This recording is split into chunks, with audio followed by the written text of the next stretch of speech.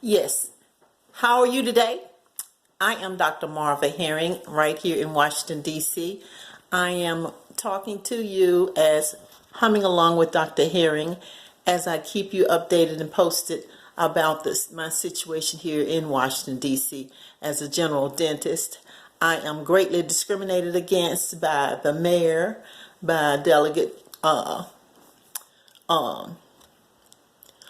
Holmes Norton and Eleanor Holmes Norton, and the city in general has a little program where they work in a terroristic type of fashion to work against individual people for other individuals who are have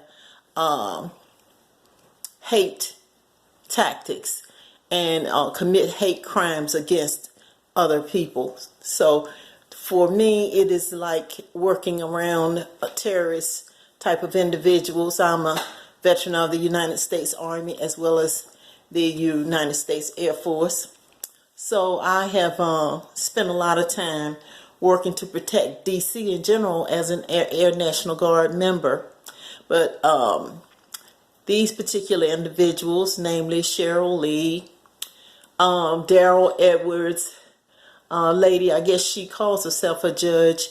Her name is Laura Cordera, and these individuals have no laws that they would respect. They do not respect the law in any way. They work against you to help other citizens. So much so until they themselves work. Cheryl Lee works hard as a dentist to get patients, and then they get the individuals in the Medicaid program who are in charge of the Medicaid program, people who are in charge of DCRA, to work against me as an individual citizen and to keep me from getting the things that they themselves work hard to get. And I have helped them to make money and to move forward, and they repaid me. Daryl Edwards, Laura Cordera, and others, including the mayor, as well as our, I would guess Eleanor Holmes Norton would represent D.C. and represent the spirit of D.C. because no matter how often you go to their offices to complain and ask for help, and Kenyon McDuffie, I can't leave him out. No matter how often you go to their office, they already know you, and automatically they're not going to help you. They say they're going to contact you the next day. The next day never comes. Never ever comes, because they do not plan to help you. What they plan to do is to work harder against you to try to destroy you and to try to destroy your business. But they themselves work hard to make money so that they can pay their bills and take care of their family. And they use the same things that white people used to do against us, or the tactics that they use against other black people, black on black crime, because that would be crimes against other black people.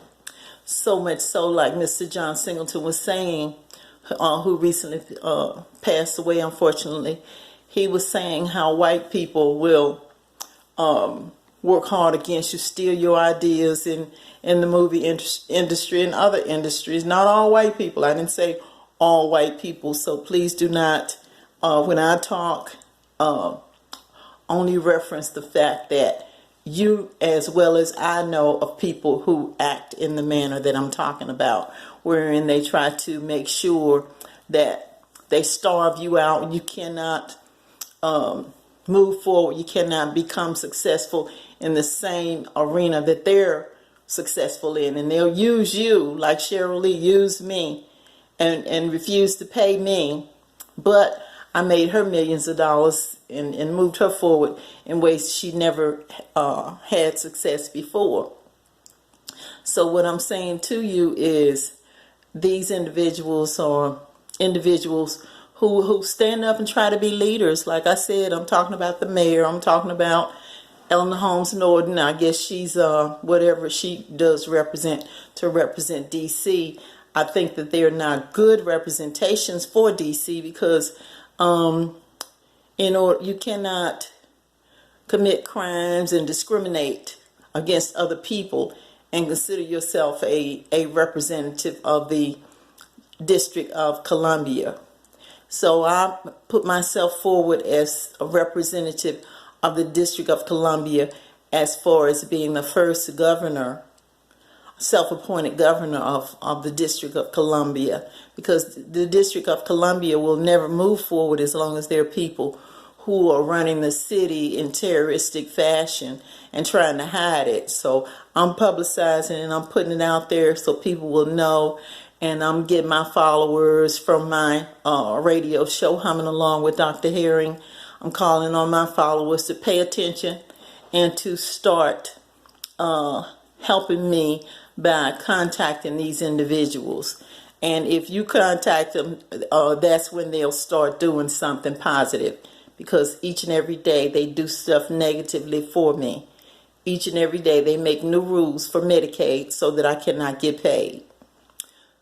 And the same people are getting paid and living well off of Medicaid. Cheryl Lee is getting paid and living well off of Medicaid, but she has it so that DC is wrapped up in a tight little snake web, wherein they work hard against you, and they fight hard for those same things they're trying to keep you from getting.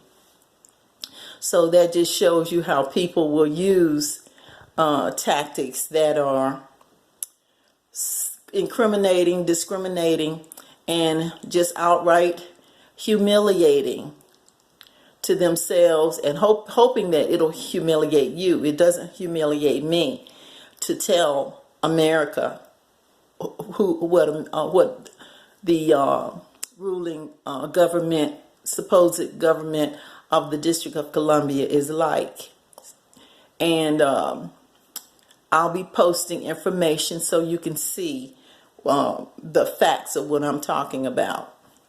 So I sure do thank you for listening to me today. And then each day I will be posting information, and I will be on Twitter as well, giving up information, factual information, so that you can see that there needs to be a drastic change. And there needs to be an immediate change. So I thank you in advance for helping me, because I know that citizens will help each other. And like I said, I'm a veteran of the United States Army as well as the United States Air Force. I'm a 2-time breast cancer survivor, and I have helped numerous individuals, including the citizens of Washington, D.C. I was the person, one of 2 people who helped to get the Army troops ready for the war when the war started in 2001.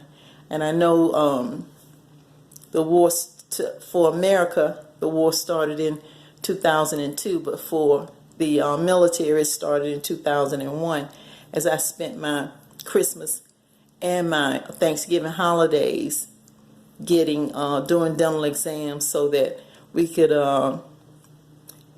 have people ready to deploy. And we started out in Afghanistan. So like I said, it's unfortunate that you have people who are supposed to be leaders, and they don't have the mentality necessary to lead, because if you're a leader, you stand up against things that are wrong no matter what.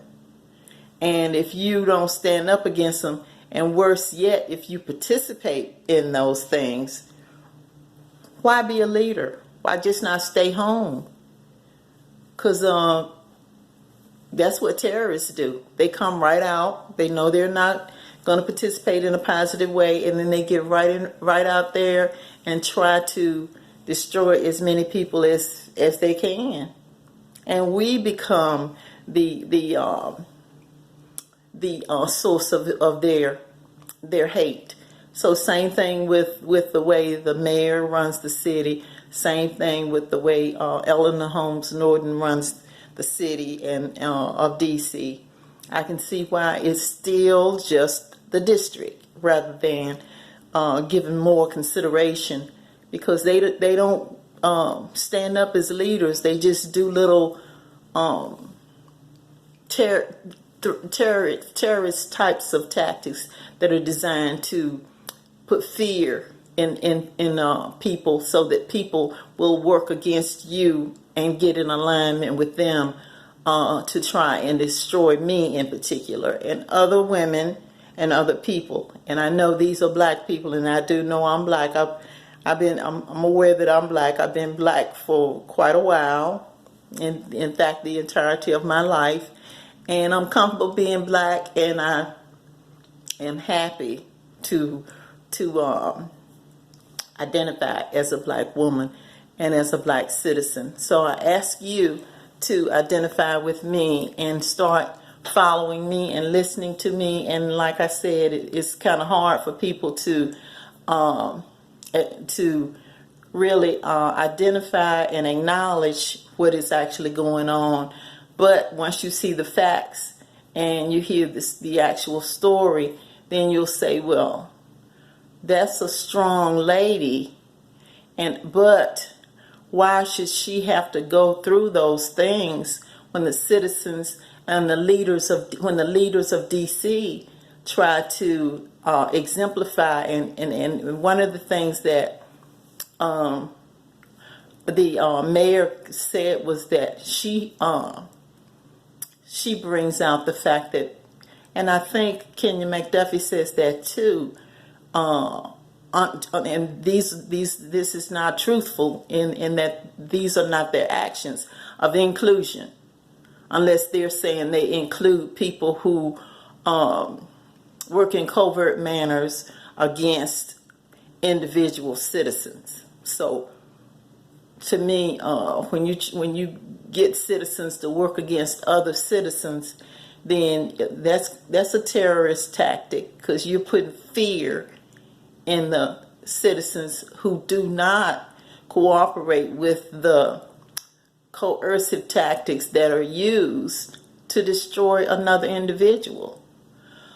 So I can see, like I said, I can see why DC has not grown and prospered, because it's hard to get people together cohesively. And it shows that it's hard to get them together, because you have them all spread out. People are wondering which direction they should go. If you're saying that you're moving forward positively, but they see your actions are negative, they see your actual actions. And I see, as our DCRA was working so hard against me, I paid and did everything to get my permit to open my office. However, I was never given my permit. I paid with my credit card, so it's a lasting declaration to show that I actually finished everything and paid. However, the mayor's tactics and Melinda Bowling's tactics made sure that I didn't get in Mr.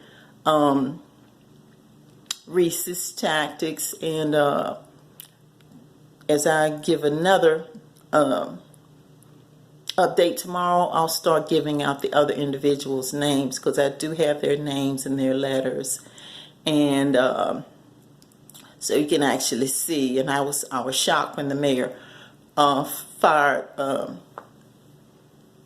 Melinda Bowling, but I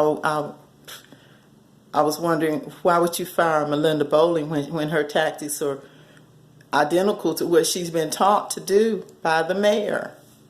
If the mayor fired a person like that, the mayor should go too, because when you go to the mayor's office, you get the same exact response from her staff, and her staff acts on her behalf. They do nothing to help the individual citizen except come up with a scam to not participate in helping you. Same thing for Eleanor Holmes Norton. You call over there, they try to bounce around and give little scam tactics as to what they reasons as to why they can't help you. But I said, I thought that if you work on the federal level, they do have a word that's called oversight. So do you do any oversight to see and make sure that things are done correctly in the District of Columbia from the mayor's office? And each one of them will tell you their office representatives will tell you, we'll get back to you. They will get back to you. This is 2019. I've been working at it since 2016. So possibly in 2026. I don't know what, they keep saying we'll call you back tomorrow. Tomorrow is another day, but is it another decade? Is it another day in another decade? Or what? So holler back at me when I give you another call. Like I said, I'll be on Twitter. And thanks to each of you for looking, listening, and paying attention. And thank you in advance for your responses. Love you.